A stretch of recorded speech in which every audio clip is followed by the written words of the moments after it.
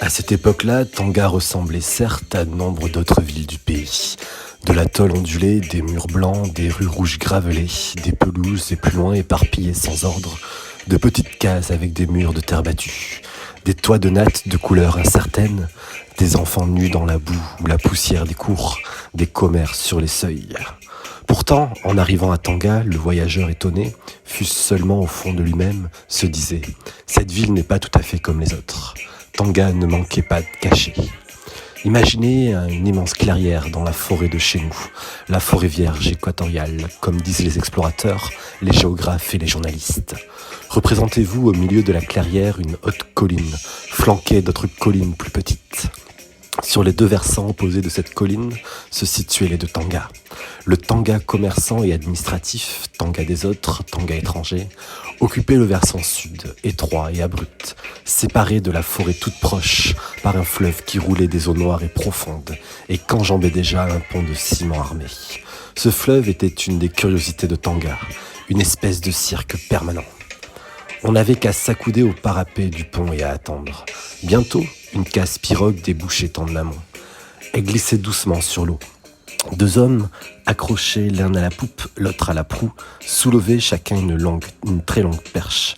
Tour à tour, ils la plongeaient dans l'eau jusqu'à ce qu'elle touche le fond. Alors, ils s'appuyaient de toute leur force et poussaient l'embarcation. À l'intérieur, des sacs pleins ronds s'entassaient contre les parois de bambou. Une femme accroupie sur le plancher lavait des hardes à côté du foyer qui fumait. Les gens, massés sur le pont de ciment armé, ne se lassaient pas du spectacle de ces longues cases montées sur 2 ou 3 pirogues jumelées et qui avaient parcouru des centaines de kilomètres. Elles venaient s'échouer lourdement sur le sable et se ranger l'une à côté de l'autre. C'étaient aussi d'énormes billes de bois attachées en radeaux. Ils venaient de loin aussi ces radeaux. Des hommes les montaient, généralement nus, superbement indifférents aux huées qui descendaient du pont. Ils manœuvraient sans hâte, allaient amarrer leur radeau en contrebas du quai à billes. Alors s'ébranlait une des 2 grues qui stationnaient sur le quai. Chuintant et branlant, roulant sur 2 rails, elle s'avançait sur le fleuve. Et puis elle s'arrêtait, elle se penchait dangereusement sur l'eau. Ensuite, elle se redressait, tenant triomphalement une longue bille accrochée à ses 2 dents. Elle se retournait et s'en allait. C'était un vrai monstre. Pour un objet qui se déplace tout seul, il était difficile de rien imaginer de plus laid. À côté de cette machine, l'éléphant même aurait fait figure de parure. L'autogrue allait entasser des billes de bois dans un chantier d'où montait le cliquetis rageur des haches qui les écarissait, les arrondissait, les réduisait aux proportions de l'usine et de la civilisation. Un train, crachotant, misérable, venait d'une petite gare voisine, en plein air, et prenait livraison des billes sitôt dégrossies. Il les emmenait blanchies, numérotées, sagement couchées dans de longues voitures, vers Dieu sait quelle destination. De ce côté-ci de la ville, tout ne semblait vivre que pour ou par la bille de bois jusqu'aux scieries là-bas, dont on voyait les cheminées dégingandées, dégorger la fumée dans le ciel par des jets intermittents et saccadés. C'était le royaume de la bille de bois.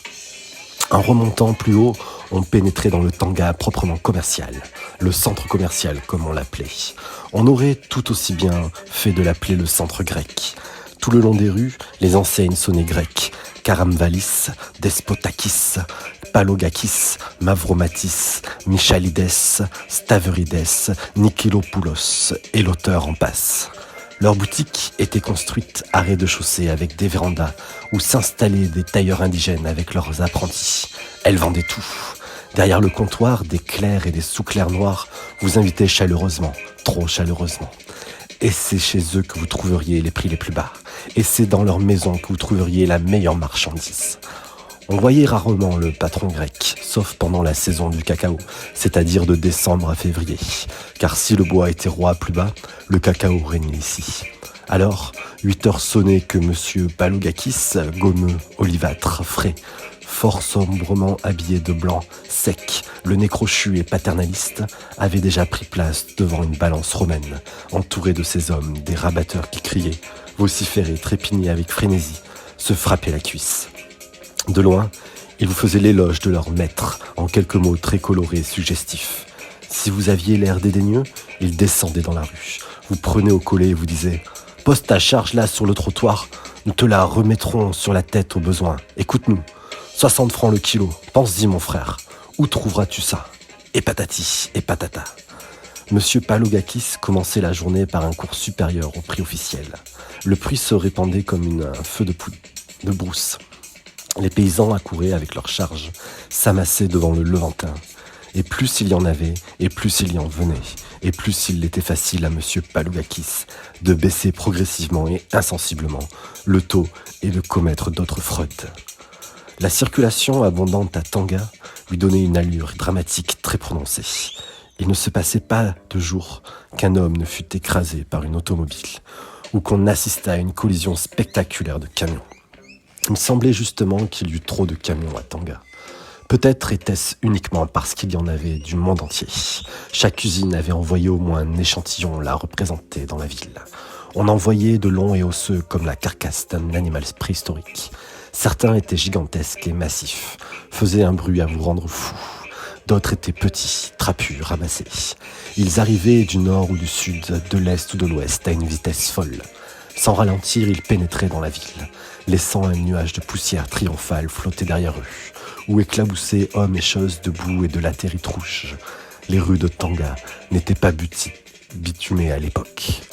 Le Tanga commercial se terminait au sommet de la colline par un pâté de bâtiments administratifs, trop blancs, trop indiscrets.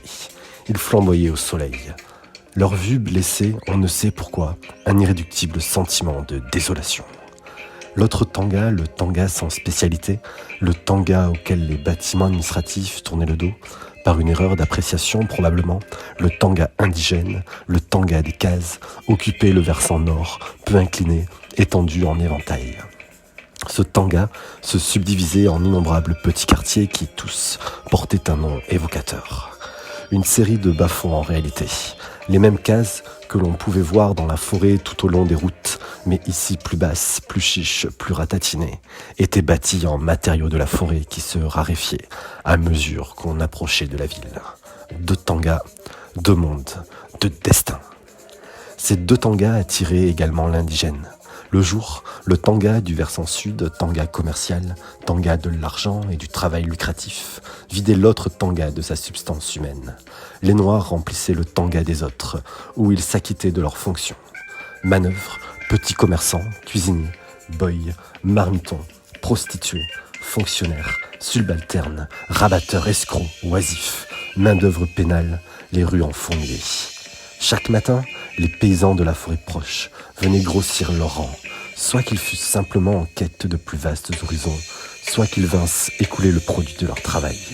Il s'était constitué parmi cette population une mentalité spécifique, si contagieuse que les hommes qui venaient périodiquement de la forêt en restaient contaminés aussi longtemps qu'ils séjournaient à Tanga.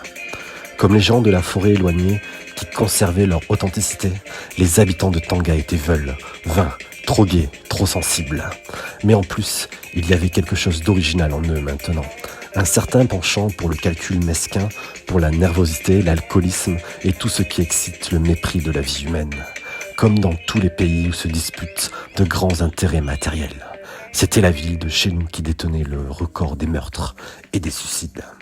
On s'y tuait pour tout, pour un rien et même pour une femme. Des Grecs y avaient laissé leur peau à cause de leur promptitude à peloter une femme, pour peu qu'elle fût jolie et qu'elle pénétrât dans leur boutique. Le mari faisait irruption un jour chez le commerçant avec un mauvais fusil de chasse ou à défaut une machette et vous expédiait proprement dans l'autre monde. Leur amour pour la bagarre et le sang croissait au fil des jours. Quand ils en avaient assez de se colter entre eux, ils s'en prenaient aux commerçants étrangers en nombre pléthorique ici. Ils avaient très vite flairé la sorte d'impunité qu'ils rencontreraient dans ce petit jeu dont il n'était personne qui ne connût les règles et les tours. Le mieux, c'était de ne pas avoir affaire à un colon français.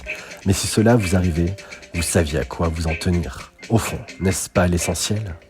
Par vantardise, certains acceptaient le risque. La police alors leur tombait aussitôt dessus et l'on n'en parlait plus, à moins que l'on en parlât encore des dizaines d'années après.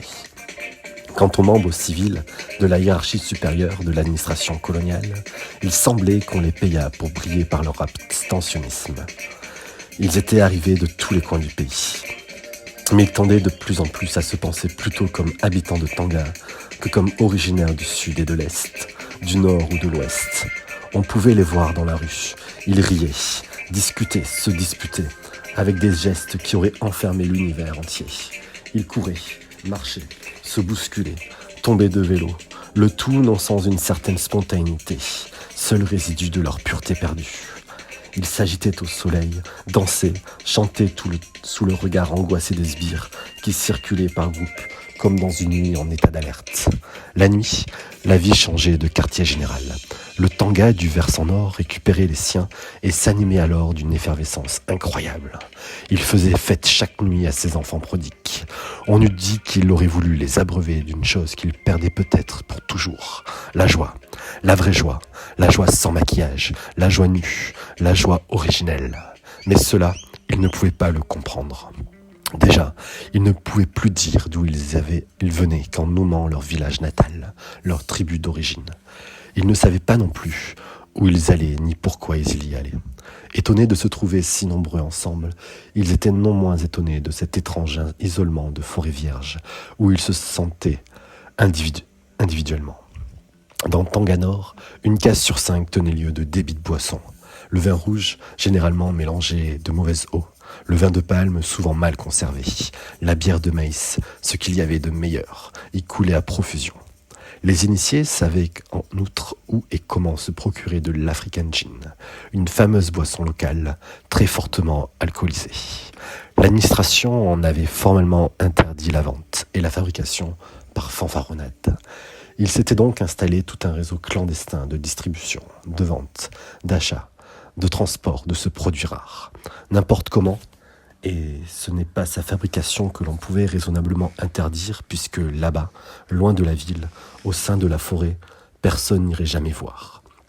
Les maisons de danse exerçaient une attirance irrésistible pour les habitants des deux sexes. Violemment éclairées à l'électricité, bruyantes, mélodieuses et plus souvent cacophoniques, tambourinantes, pleines d'une faune singulière, engoncées dans des faux cols ou fagotées dans des robes et des jupes de mauvaise coupe, en tout cas guindées, bouffies, empruntées, fausses, elles coûtaient par bonheur trop cher. Aussi, était-il commun de se rassembler à deux, à trois ou davantage dans une case, autour d'une calebasse de vin, de battre sur des caisses vides à défaut de tam-tam, de pincer les cordes d'une guitare ou d'un banjo, d'improviser un bal où la fantaisie était la règle prédominante, malgré l'exiguïté du local.